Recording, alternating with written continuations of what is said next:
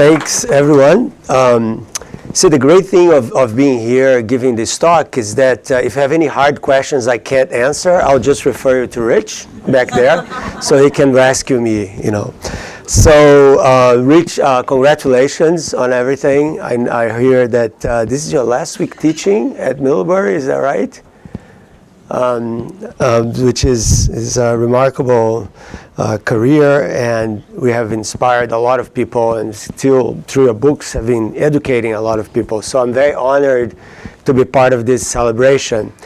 And I've been asked to, it's an interesting thing, and I think it's a very appropriate thing that you have a physicist giving a Humanities Council lecture, because this is part of the Vermont Humanities Council's lecture, because a lot of people don't realize this, but science is also culture, you know, and science is also a way in which we understand or try to understand who we are in this big, vast universe. So lots of existential questions that have been part of religion, have been part of philosophy, are actually questions that science has something to say about. And in fact, today I hope to address some of those as we go by. But before we do that, I want to also not just celebrate Rich Wolfson's retirement, but also his birthday. I've been told that you're celebrating your 70th. Is that right? Well, it's not my birthday today. No, but it's part of the celebration here. My daughters are helping sponsor this with a birthday gift. Voila. That's So that's what it is. Perfect. Okay, so it's all part of the package, so to speak. And so the purpose of my talk is to give you a very kind of a general idea of the pursuit for a theory of everything in physics. What does that even mean? And without trying to disappoint you too much, is why it would never work. Okay. I already gave you my punchline, but at least you're going to have some arguments to explain why that will never work. So before we start, I'd like to take inspiration from the big man himself and read this quote for you from Albert Einstein. It says, "What I see in nature is a magnificent structure that we can comprehend only very imperfectly, and that must fill a thinking person with a feeling of humility." Now that's very important, because Einstein was someone that, as you know, has tried very hard to understand nature completely through reason, right? I mean, he believed that nature made sense. And if nature made sense and we as humans could think, then we, through science and through the application, the diligent application of reason, we could come up with an understanding. And he hoped with an understanding of everything that nature has to tell us, right? So that was sort of his big plan. On the other hand, as a human being, he also understands that we're fallible, that our methods are fallible, that our reasoning is not perfect, that the way we probe reality, the way we try to understand nature has limits. And so he would say, you know, that we can comprehend this magnificent structure only very imperfectly, right? Which is really a wonderful thing to hear from such a brilliant man, right? Because after all, he did so much for us to understand that much of nature. And the idea that because we can't understand so much, we should be humble, you know, in front of what we can't understand, is a great piece of advice for a lot of people. You know, my grandfather, he was from Russia, he used to say that, you know, if you wear a hat bigger than your head, it covers your eyes. And I think that's a great piece of advice for a lot of people that think that, yes, you know, we can just barrel through and of course we'll understand everything. Things are not so simple. I want to also use another quote from Einstein, which is a beautiful quote that says, "The fairest thing we can experience is the mysterious. It is the fundamental emotion which stands at the cradle of true art and science. He who does not know it and can no longer wonder is as good as dead." Okay. Now that's amazing, because what he's saying here, well, he's saying several things, but the most important one is that what really drives us as a scientist or as an artist is really the sense of the mysterious. You know, is what we don't know about the world. So the fundamental driving mechanism behind creativity, it doesn't matter if it's artistic, if it's scientific, it's really this urge that we as humans have to understand what we do not understand. So to kind of uncover the mystery around us, right? And of course, the big barrier when you think of it from the perspective of science, but also from the perspective of who we are in the world as individuals, the problem is that we really don't know what reality is, right? And I have this picture of the fish here for a very good reason. I think it's a beautiful picture, but it's also very evocative of the fact that, see, we look at that, and immediately my response, at least, is like, poor fish, right? I mean, there is that beautiful ocean right in front of it. I don't know if the goldfish could survive there, but let's assume it could.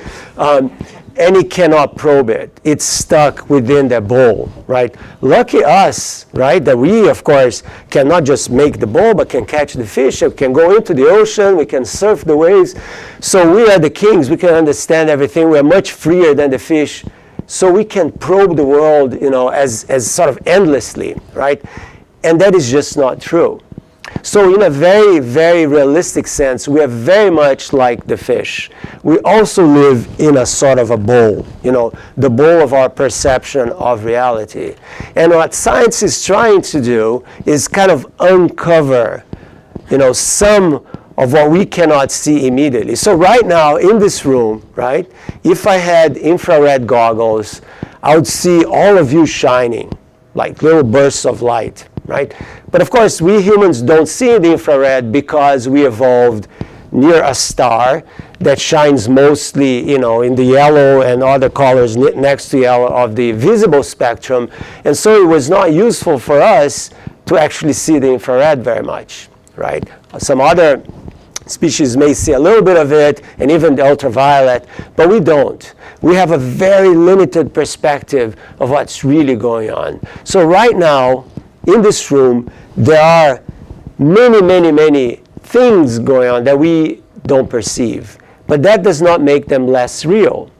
It's just that we're not equipped to know they're here. So for example, all the FM and AM radio stations around Middlebury that can come through these big brick walls are filling this room with electromagnetic waves in the radio wavelengths, a very big wavelength that we don't see. We don't see the infrared.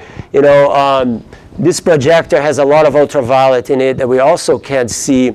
And of course, there are all these particles raining down from the skies right now, going through you, that we have no clue about. So at this very moment, about 1 trillion, that's a 1 with 12 zeros, neutrinos are going through you per second. Per second. They're just going through you. 1 trillion of these things. And we have no clue. Where are they coming from? They're coming from the heart of the sun. So there's this invisible bridge between the heart of the sun and all of us right now through these particles. We call them ghost particles because they can pretty much go through almost everything without colliding. That's why they're going through us and we don't know about it. And we are not aware unless you have a very specific neutrino detector, which is a very sophisticated kind of machine. You would know it, right? And that does not make them less real. So the point is that to a certain extent, science is a reality amplifier. It's trying to show us things about the world that we don't really see through our senses, right? Let me give you 2 more quotes to put this in perspective. Now, why is there a humanistic component to this? Well, of course, because science is made by us. We are humans. We have feelings. We have emotions. We also have ways of questioning, ways of asking questions about the world, which are very much our own. So, none other than Heisenberg, one of the architects of quantum physics, said something which I think is very important, which is what we observe is not nature itself, but nature exposed to our method of questioning. So we are apes that evolved in a very specific set of circumstances in this very planet. And if we had another lecture, it would be another lecture about how the history of life on a planet depends very much on the history of the planet itself. Had other things changed in the history of planet Earth, we wouldn't be here, right? So there's a strong contingency about who we are and what our planet is like, right? And who we are defines in a very big sense the questions we asked about the world, right? And that was more or less what Heisenberg was talking about. In a more complicated sense, he was also talking about the structure of quantum physics, which we won't say much about today. But the point is that the way we ask questions about the world define what we know about the world. And that's a very important point, And then, of course, there is this French philosopher and dilettante from the late 17th century. So the same year that Newton published his wonderful book, The Natural Principles of Mathematical Philosophy, the book where he defined the laws of motion, the law of gravity. In 1687, in France, this fellow called Bernard Le Bouvier de Fontenelle wrote a book called A Conversation on the Plurality of Worlds, which is a spectacular book, which you can buy nowadays it's still in print. And there's an edition with a preface by Freeman Dyson, who is a very well-known physicist, which is a great, great one. And in that 1687, right, he asked the question, what kind of life could there be on other planets, right? And from what he knew, what they knew by then. And the wonderful thing about the book is that it's a conversation between him, the philosopher, and a marquise, a woman, noble woman, right, who was the protagonist on a book, and that was unheard of at the time, right? And not just she was a protagonist, but she would outwit the philosopher often, right, with very kind of disconcerting questions. And in one of the questions, she was like, I'm not sure I trust you as a philosopher, because after all, what is philosophy anyway? And by philosophy, she really meant natural philosophy. That means the old word for science, right? And mostly for physics at the time. And his answer, which I think is right on, is this, that all philosophy is based on two things only: curiosity and poor eyesight, right? And I think it basically summarizes this stress that exists between our curiosity, like we want to know more and more about the world, but we can't know everything because we are myopic. We can only see so much of reality, right? And because of this tension, we try to find ways of going beyond all of that, which is a wonderful thing, but the tension is always there, right? And we always want to know more than we can, which is a good thing, but we should never forget that, right? All right. Now, of course, talking about the nature of reality, we should go back to the basics. And I think one of the first fundamental expositions on the nature of reality was by Plato. So Plato, in his book, The Republic, the book 7 of the Republic, he talks about the allegory of the cave. Who knows about the allegory of the cave?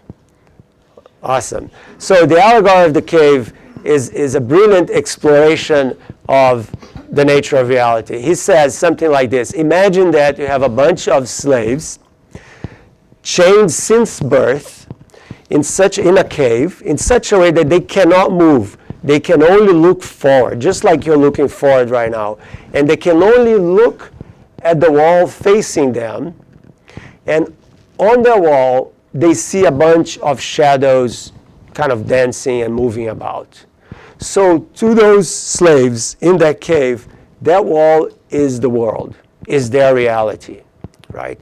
And they believe that what they see there is true, is the world, right? They can't turn back, and so they cannot see that behind them there's this big bonfire with a bunch of people. And Plato is a little vague about who were those people back there, holding statues in front of the fire to project the shadows on the wall. So in a sense, what the slaves were seeing was kind of like a puppet show, a projection of a puppet show on the wall. They did not know that this was going on. For them, reality was this two-dimensional screen, right? And some people say that the people holding the statues were the poets, because Plato was not very fond of that. He thought they were confused thought that what's really important is to think about the nature of truth and the nature of reality. So what he would say is that if you could free a slave so that he or she could come out of the cave and see the light, meaning knowledge as light, they would be transformed, but they would also be horrified, and because knowledge is not always easy to accept. And then he goes through this whole process. So the book 7 of the Republic is sort of like a training manual for a leader. We seem to be in need of that stuff these days, where it's basically the philosopher king, the enlightened one, is the one that is both a philosopher, a scientist, an athlete, and a military leader, and it's basically, and a musician, and it's basically a way of training these people, through the program of philosophy. But the point of Plato's allegory is that what we see, what we perceive of reality is deceiving. That our senses can lie to us. That if we rely on what we see to describe what reality is, we get fooled. And we know that's true, because all you have to do is take 4 shots of tequila after this talk, and Middlebury is going to look different for you. So what was before, it's not going to be the same. So you know that if you mess up with your brain, with the chemistry in your brain, your perception of the real is different, right? And so this is a good point. So he would say, if you want to know the nature of truth, you cannot rely on your senses. You have to go to your mind. Only in pure thought you can find the truth, right? And he would say, for example, that the only perfect, and he used the word perfect, so now you're talking about aesthetics as well, the perfect circle exists only in your mind. So if I tell you, imagine a circle, you imagine a circle in your mind, and that circle is the only perfect circle that exists, the idea of the circle. If I now tell you, draw or print a circle, that real representation of that circle is never going to be perfect. So whenever you try to make a perfect idea into a reality, it's going to be imperfect. So if you want to know the true nature of things, you look at the thinking process. You don't look at the representation, the real, because reality is deceiving. So that was Plato. And so he started a way of thinking about the world, which influenced a lot of people through thousands of years, which basically said something like, there is perfection in the world, but it's beyond the senses. And if you want to perceive that, you have to do it through thinking, and mostly also following Plato, through mathematics, through geometry, right? And that was sort of the idea, and in that he was influenced by people that came before him, like the Pythagoreans. Remember Pythagoras, the triangle equation? So Pythagoras would say that nature is essentially mathematical, and that if you truly want to understand nature, you have to understand it mathematically, right? So Plato came after Pythagoras, was influenced by that, and a lot of Platonists are essentially people that believe that even though there seems to be variety and imperfection in nature, if you dig real deep, you're going to find patterns of order which are symmetric, and those patterns of order tend to be what people call beautiful. So here is a representation of Neo. I don't know if you've seen The Matrix or not, but Neo was the hero of the Matrix. So Neo visits Plato's cave. So there he is. So you have Neo, here are the slaves, right? They are supposed to be looking at the screen, but Neo is distracting them, I guess. So this is what they see. That looks to me like a unicorn doing something. This is the guy projecting the shadows over there. The slaves don't see that. But one of them says to him, it is prophesied that one day a chosen one among us will break free of this world and reveal to us the true nature of reality. And then he says, unlikely, right? Because we don't even know what that really means, true nature of reality, right? I mean, that's a big, sounds wonderful, but we really cannot perceive or understand or describe or even theorize too deeply about that for many, many reasons. So let me talk about what we can say about reality. And I wanted to break that into three parts. One talking about the universe, the other one talking about matter, the stuff that fills the universe, and the other one talking about life, the stuff that is matter, but is matter with a very specific property, which is living matter, right? Which makes it very different from non-living matter. So as I said, what we try to do in science is to amplify reality through machines, right? So here you have the Hubble Space Telescope, microscopes, and then you have like the large array, and I think is in New Mexico. And this is a particle detector in Switzerland at CERN, where the Higgs particle was discovered in July 2012, right? And this is a huge thing. I don't know if you can see this. There is a person here. This is about a 4-story building size machine, right? It has more steel than the Eiffel Tower. So we have these big machines to find the smallest things in the world, which are the elementary particles of matter, the basic building blocks of what everything else is made of, right? Now we say, you can think of the history of science in a way as a history of its instruments, the way having an instrument changes a worldview. So a good example of that, of course, is the telescope. So the telescope was invented in 1608 in the Netherlands, and then Galileo got a copy of one of them, made a better one. He could grind lenses, so he made a better one. And he had this brilliant idea of looking up to the skies, and what he saw with this new instrument changed the way people saw the universe, right? Because at the time, the church and everybody else believed that the earth was the center of the universe and everything turned around it. And of course, with his new perspective, with his new tool, he could see that that kind of idea had many flaws. So he couldn't kill it, but he produced a huge amount of circumstantial evidence against the notion that the earth was the center, right? And of course, biology, with the microscope, which is also a 17th century invention. The 17th century was an amazing time. Also changed completely the idea of life, of having living things in a drop of water that you could not see with the naked eye, was mind-boggling, to a 17th century person. It's still mind-boggling to us now, right? And so instruments, they do change not just the way we understand nature, but the way we relate to nature. Right? And nowadays, we are relating to nature in a very, very different way because of all of these inventions, that change that. But still, every tool that we make has a range, right? Every telescope can see so far.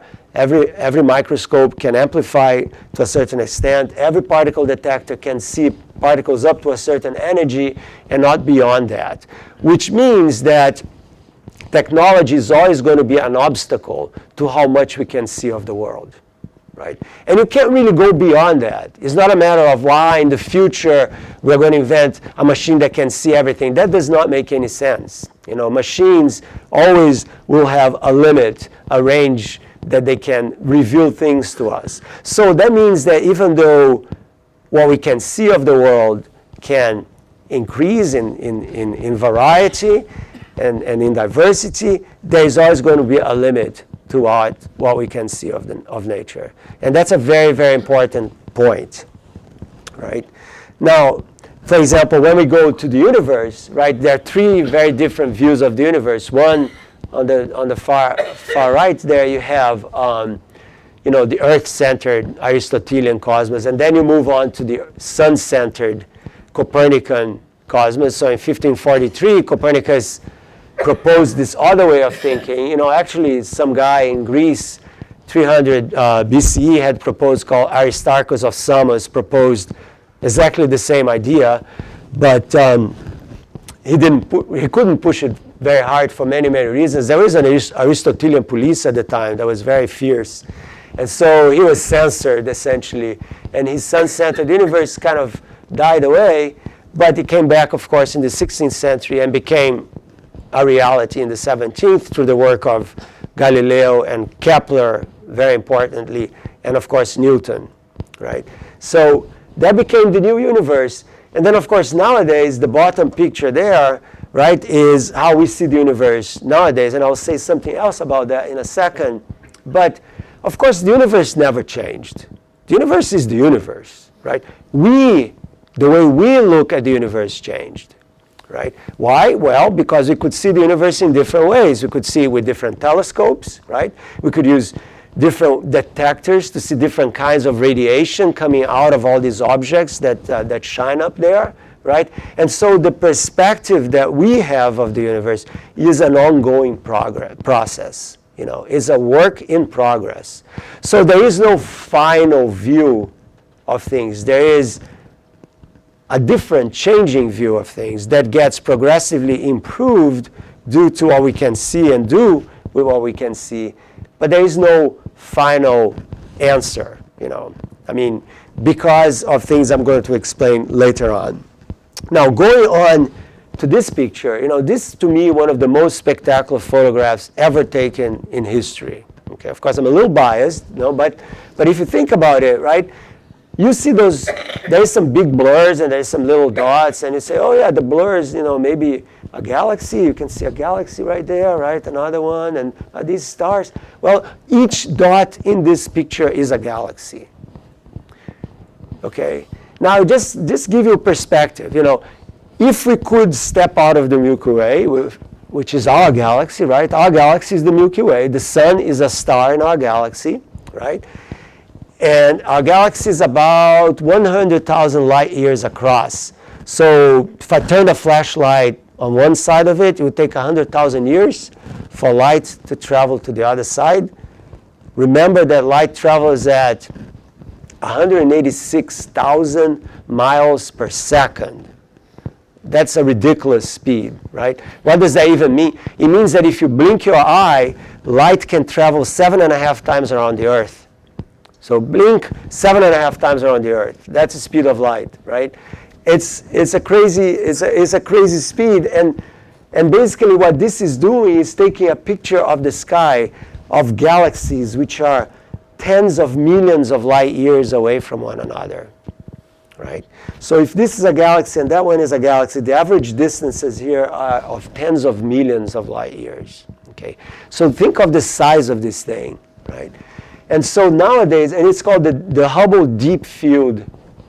It's a series of amazing images, and you can find them. You just go to if you go to the internet and type Hubble Gallery, you're going to find this incredible collection of spectacular pictures, including these.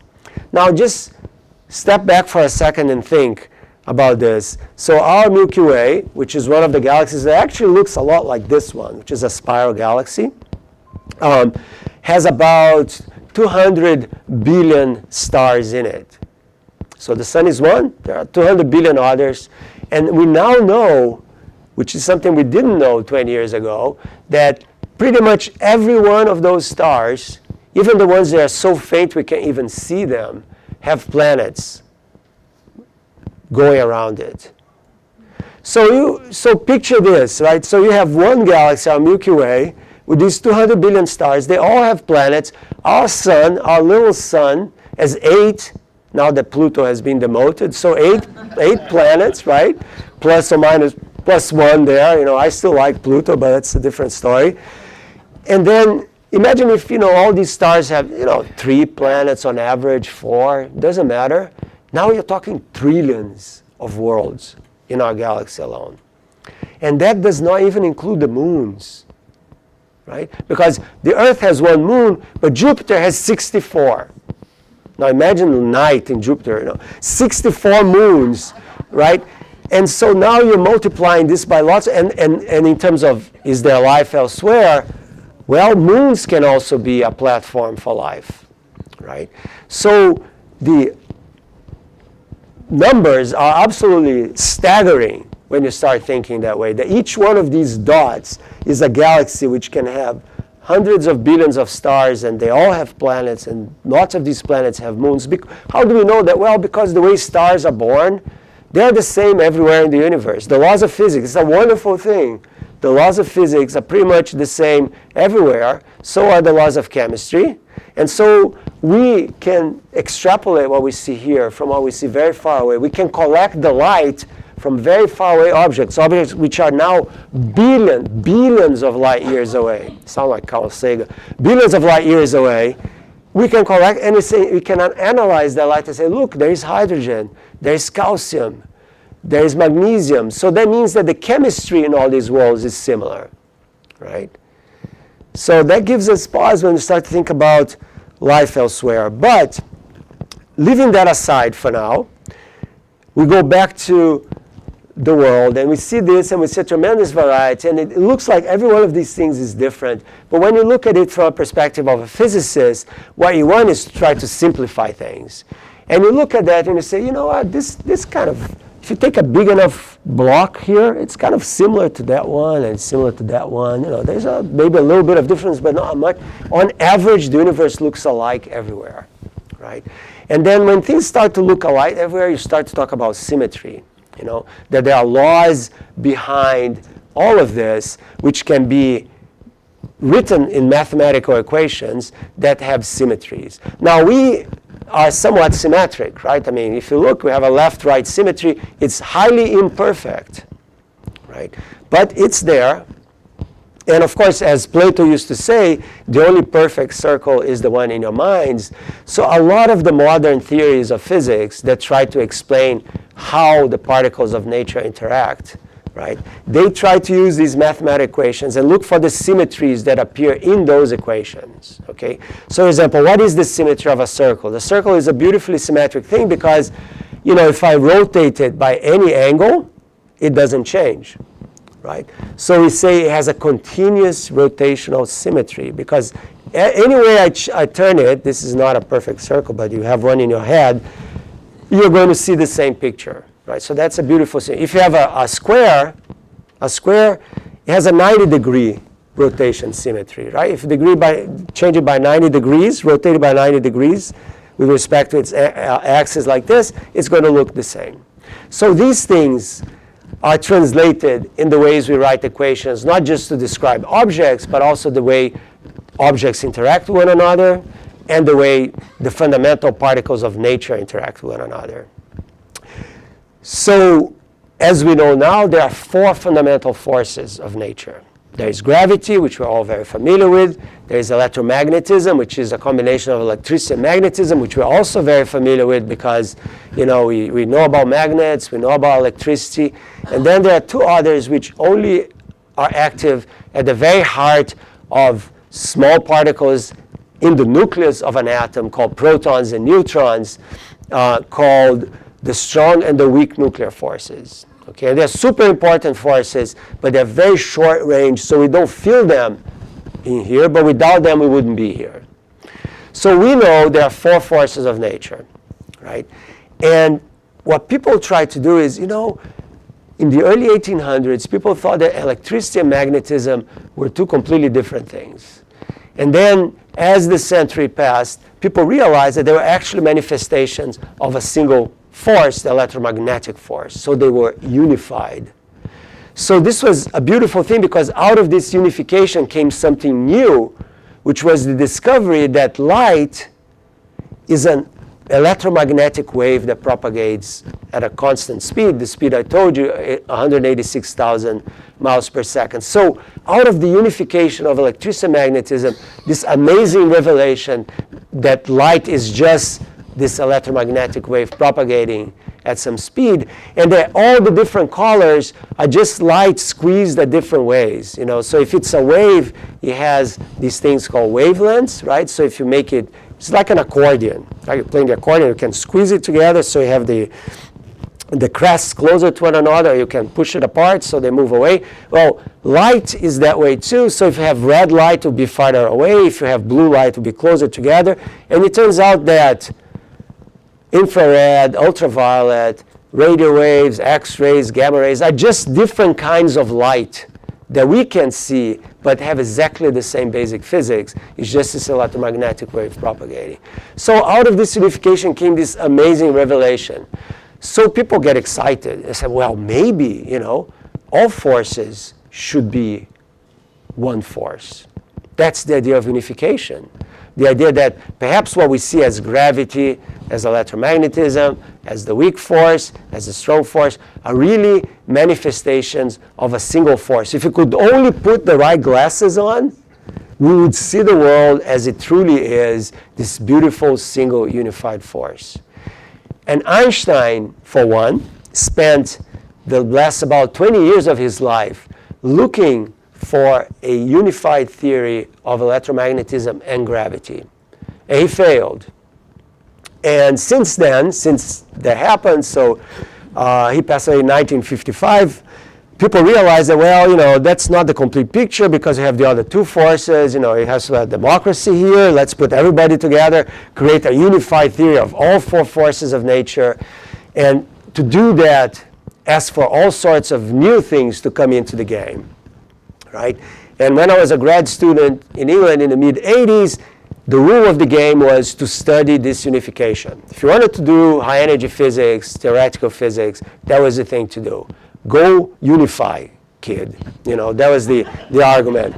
You know, so I said, okay, let's go unify, and that was the thing to do, and we're all very excited about it. It was very promising.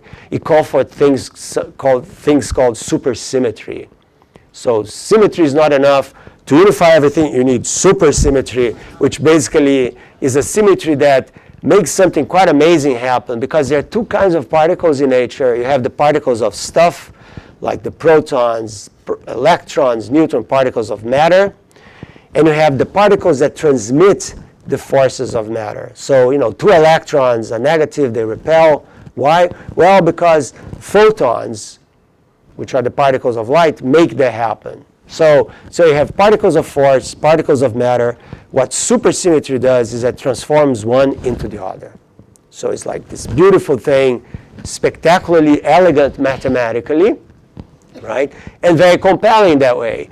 And it was the ultimate Platonic dream to create a theory of all forces of nature which was mathematically beautiful, calling for a very high symmetry, right? So you see the echoes of Plato here, right? The idea that only in mathematics and in perfection, symmetry, you can find the truth. And people got very busy, you know, and spent a long time working on this stuff, right? And this is what people call the TOE, the theory of everything, right? And the idea was using like this phrase from John Keats' poem, beauty, truth, and truth is beauty, right? The idea that if something is beautiful, it has to be true, right? And if it's true, it has to be beautiful. I very much disagree with that in many levels, but it was the guiding light behind this idea that a physical theory, to be true, needs to be beautiful, right? So that's the notion, right? Problem is, if you start to look at things carefully enough, things are not so beautiful at all, right? Because things are not perfect, right? So the unification of electromagnetism works really well if you don't include sources of electricity and magnetism. You know, so if you have just waves propagating in space, then there is a beautiful symmetry between electricity and magnetism. But once you start putting things that create them, life becomes more complicated.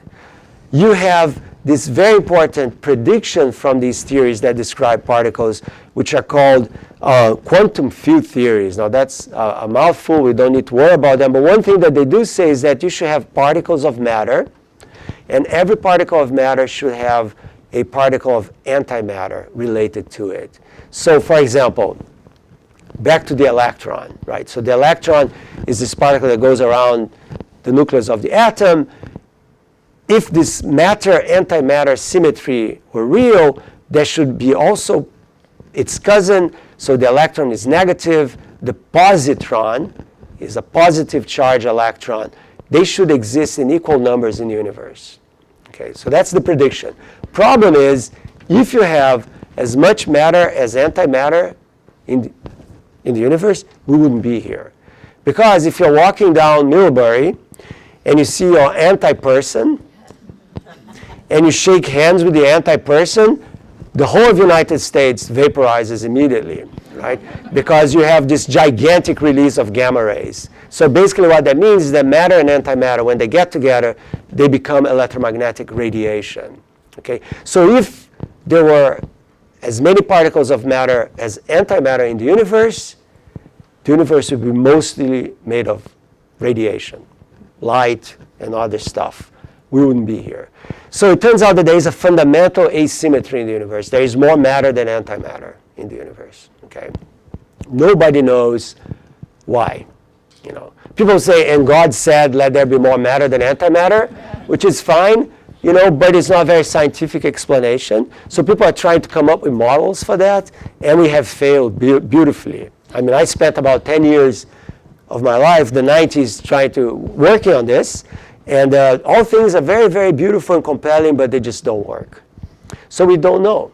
And because of this asymmetry, we're here, right? And the neutrino, remember the neutrino, the ghost particle that goes through you? Well, it also has a fundamental asymmetry in it, because all particles can spin like, you know, it's a wrong idea, but picture it as a little ball that can spin this way and that way. Well, neutrinos can only spin left-handed. They can only go like this. So there is a bias to the way, so you don't have right-handed neutrinos, right? And because of that asymmetry, all sorts of things happen, okay? And they're very important things. Without that, stars wouldn't shine, just to put it bluntly, you know. So it's a big, important asymmetry, right? And these asymmetries are very important, and it's very hard to explain them from fundamental principles. We've been trying, right? And what has happened is that the theories that came with the supersymmetry and its important unifying force called string theory, right?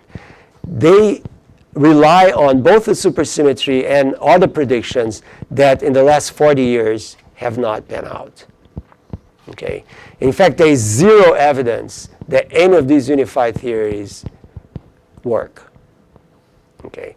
So it's a real interesting moment in the history of physics right now, because people have spent careers doing this, right? And it's really hard if you spend 40 years of your life working on an idea, you know, to give it up, because there is complete lack of evidence that this idea should work. But at some point, nature has the last, you know, it's up to her, not to us.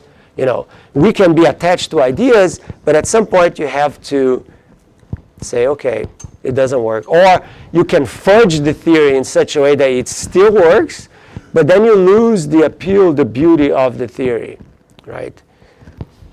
So it's a very interesting moment right now that we have no compelling evidence whatsoever for this unification.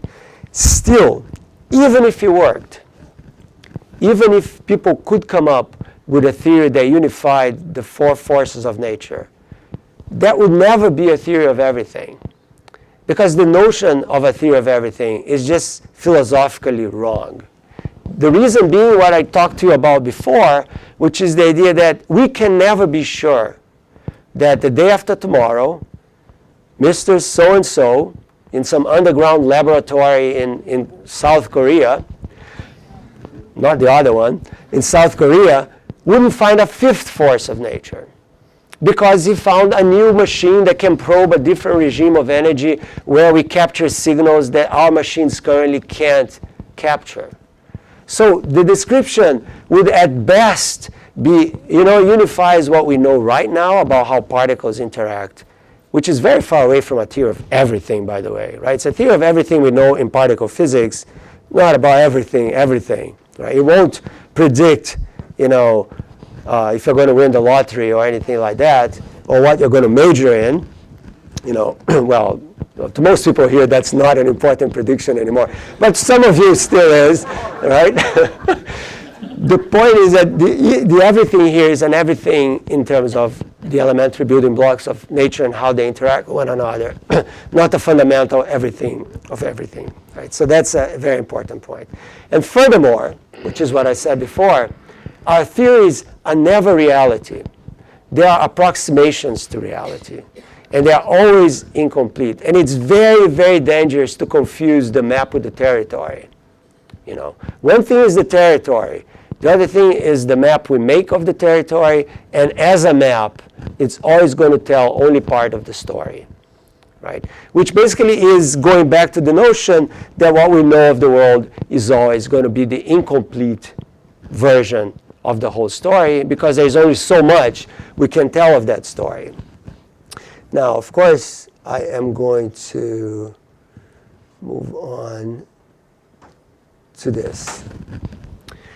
And so one way we can summarize, because I want to give you a chance to ask questions, if you would like, and it's already past 10, almost, well, it's 8 to 8 now.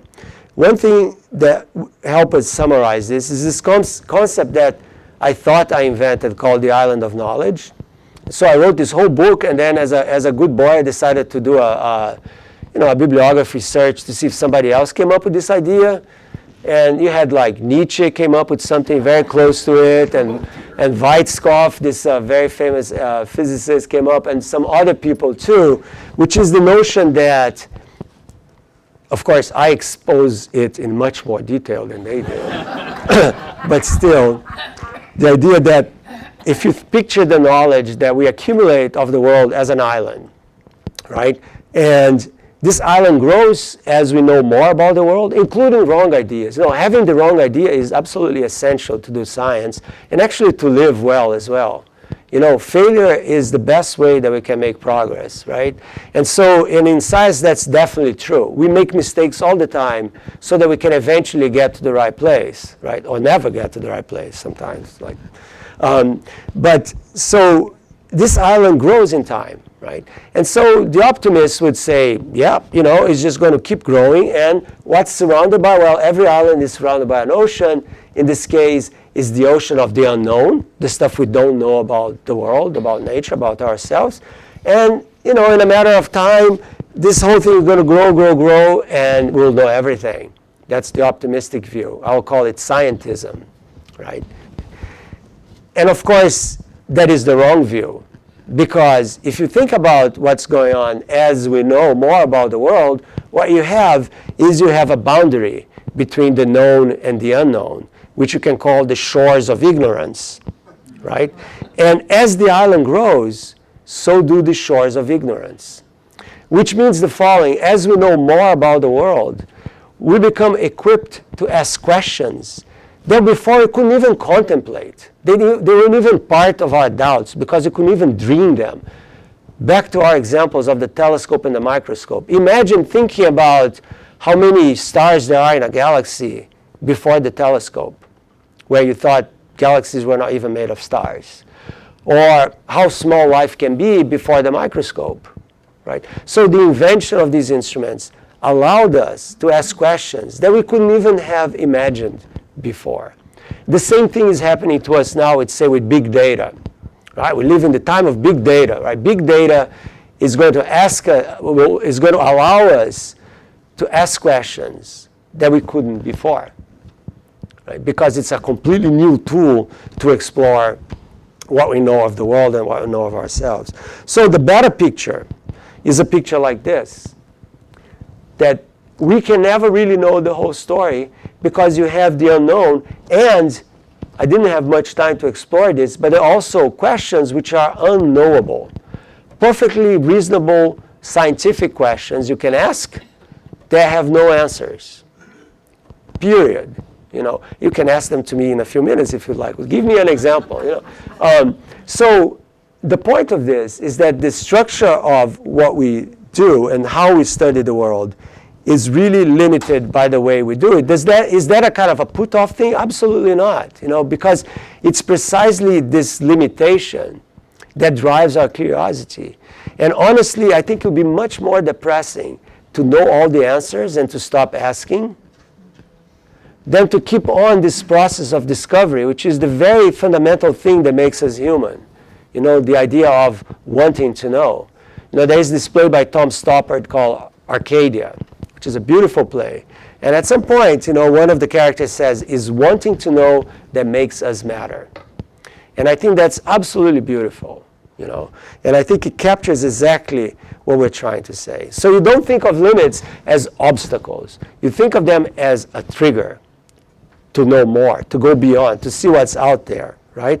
And when we think about reality, there is no such thing as the ultimate reality. If there is, It's completely unknowable to us. But what we have is this map of reality that we keep creating, and it keeps shifting as we learn more about ourselves and our place in the world, right? And once again, the stuff by Arcadia. And of course, I could not do that. If you want to know more, I have a couple of books that go into a lot of detail on these things. Thanks very much, and congratulations, Rich. Thanks.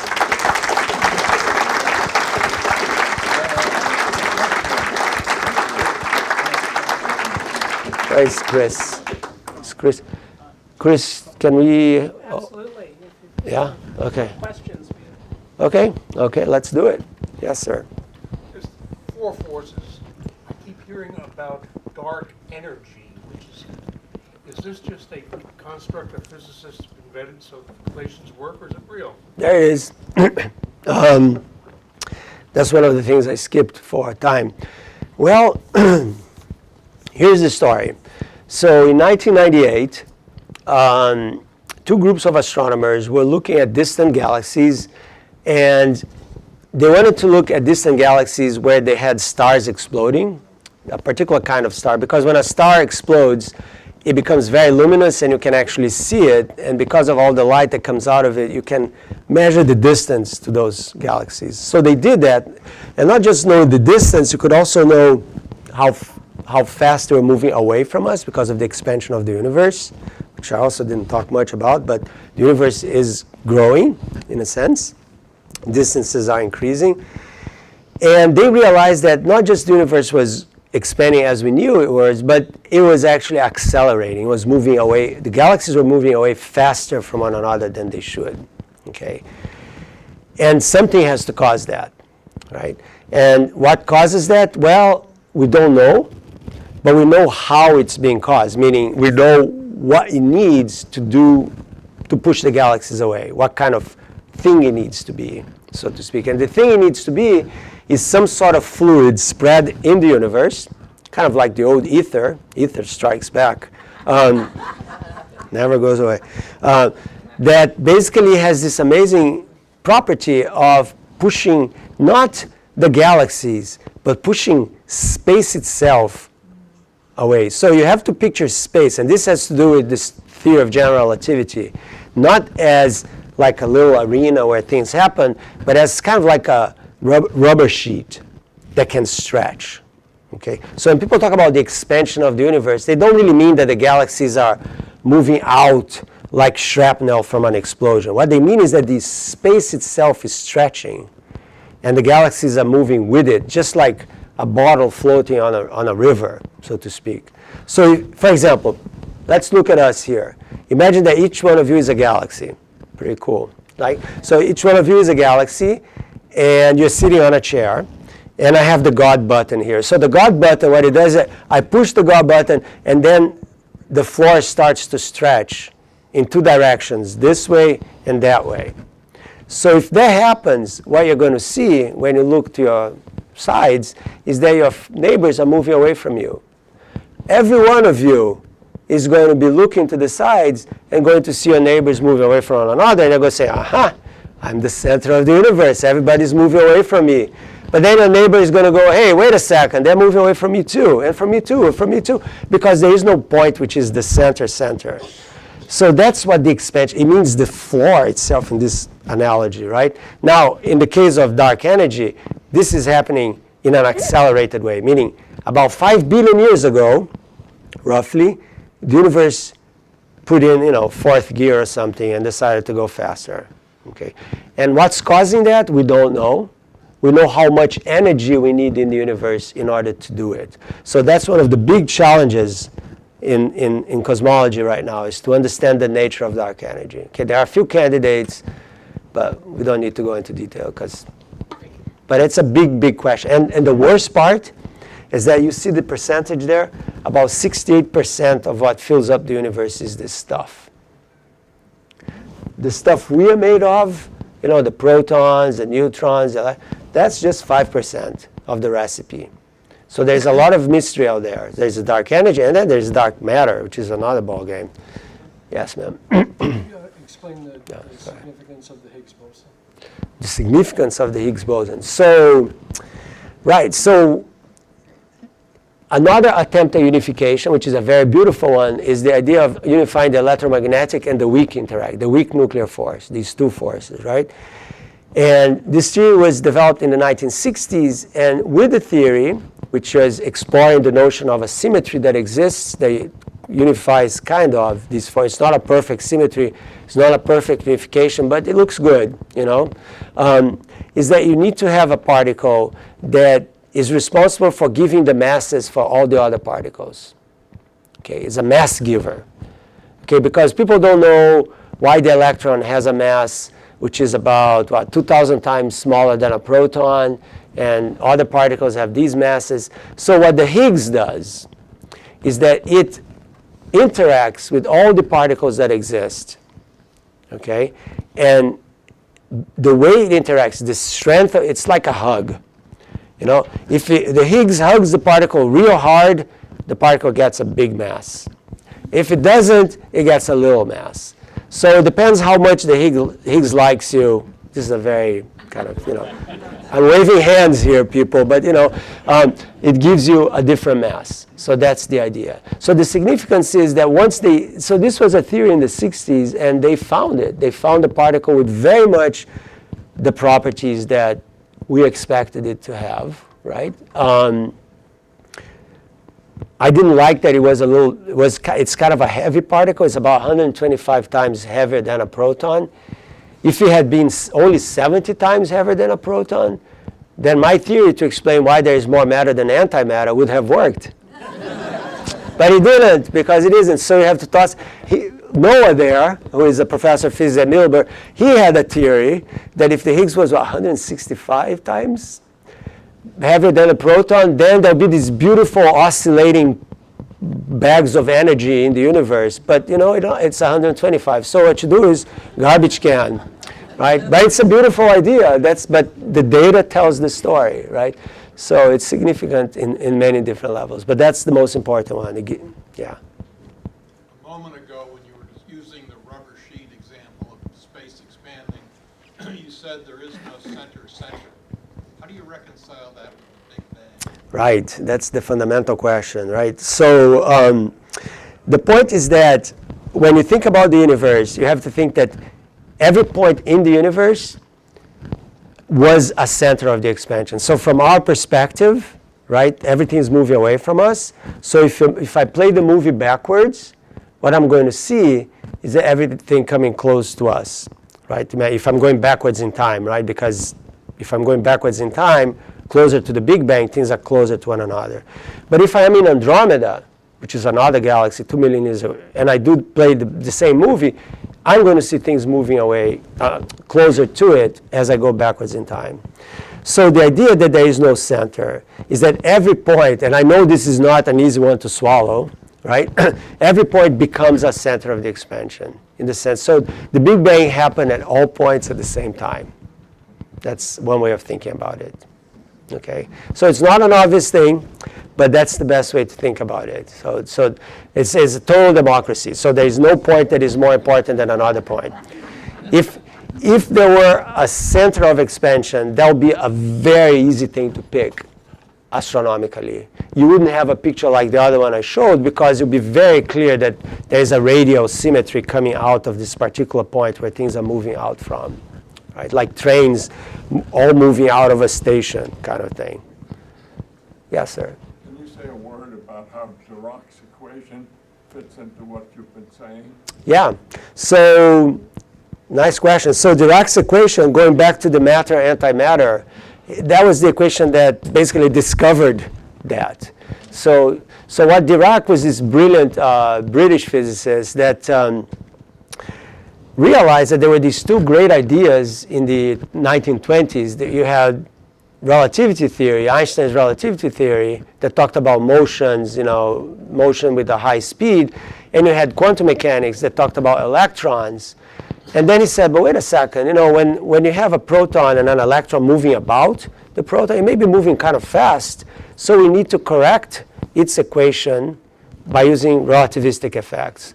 So he tried to do that, and when he wrote an equation which was a real mathematical tour de force, beautiful thing, he realized that there were two solutions to that equation. One that was an electron, and the other one that was something that looked like an electron but had the opposite electric charge.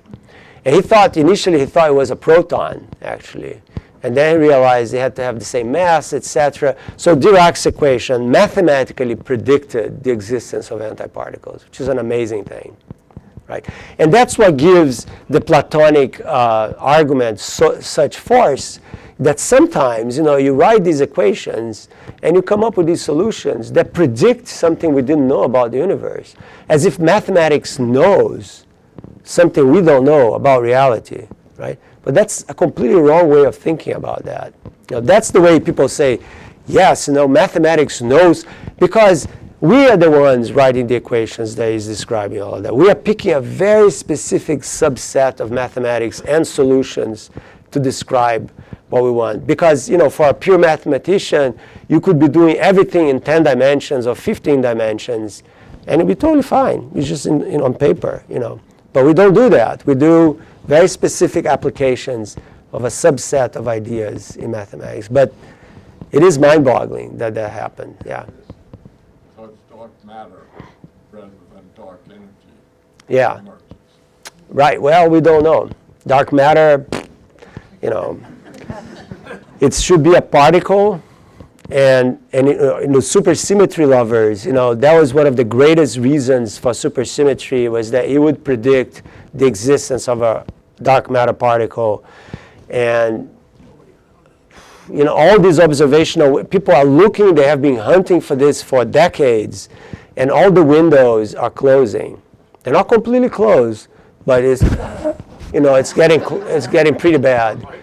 So we are in a very strange moment on the dark matter issue as well, because the most obvious candidates are not showing up, which is kind of disappointing but kind of exciting as well, right? Because it tells you that nature is much smarter than we are. So it's a challenge for the next generation, right? I mean, guys, figure out dark matter and send us a letter to heaven about it, because it's essentially a very much open question. Of course, there are many, many experiments in operation right now that will tell us a lot about it, and a lot about dark energy as well. There is this thing called the Large Synoptic Survey Telescope, which is a really boring name for an amazing machine that is being built, that is going to take... Okay, so the discovery of dark energy used 42 supernovae only, okay? This thing is going to be so powerful, it's going to discover about 500 supernovae per night. And just to decode a single image of this telescope, which is in Chile, is going to start operating in about 2 years, you need 1,500 high-definition TV screens, because there's so much data. So it's going to have a very wide and very deep picture of the universe. It's essentially a CCD with a camera the size of a Volkswagen Beetle. It's an amazing thing. So anyway, that will allow us to look at the universe at different ages, so to see how dark energy is changing in time or not, etc. Maybe one more? Yes, sir. You mentioned the importance of reality amplifiers, and I didn't know if you had a magic wand. What kind of reality amplifier would you want to create? That's a great one. Well, I don't want to be completely biased towards physics. I mean, clearly the questions, at least in cosmology, because physics is not cosmology. There's in fact, we are 1% of the number of physicists. We just do the coolest stuff, so people pay attention to us. But there's the dark matter, dark energy stuff. But I think for me, the most pressing and most fascinating question, which I didn't have time to go into at all, but I do in this Island of Knowledge book, is the problem of consciousness. Problem of consciousness, human consciousness. How does it work? How does it emerge? And I could give a whole other lecture just on this, because I've been thinking a lot about that lately. So the magic one would be if I could figure out or see if consciousness is an emergent property of the brain, meaning of neurons firing together in some particular way, or not. And the or not is kind of a scary thought, but because what else would it be? But that to me is a fundamental question which may not be answerable, which is a complicated issue. Some philosophers call this the hard problem of consciousness, saying that we cannot step out of our own heads to figure out how they work. And we are so much trapped inside our own fishbowl that we cannot step out of it and look, oh yeah, that's the mind. You can do little programs, that can maybe create little minds. That may be the future with machine learning and stuff like that. But that's not a human mind. It's a completely different ballgame. Okay. One last. Okay. Just one thought from Plato. In one of his very last dialogues, sure Plato writes exactly what you said. Truth must be symmetry and beauty must be symmetry. But right after saying that, Plato then admits, for every truth that we determine, there's an enormous amount that is amorphous, unknown, indeterminate. There you go. It seems exactly similar to what you're saying. Right. And Philetus, perhaps the last dialogue Plato ever wrote. And so he ends it, ... Yeah. It's the indeterminate. Yeah, to be continued. To be continued. Exactly. Great, thank you. Okay, great. All right. So happy birthday, Rich.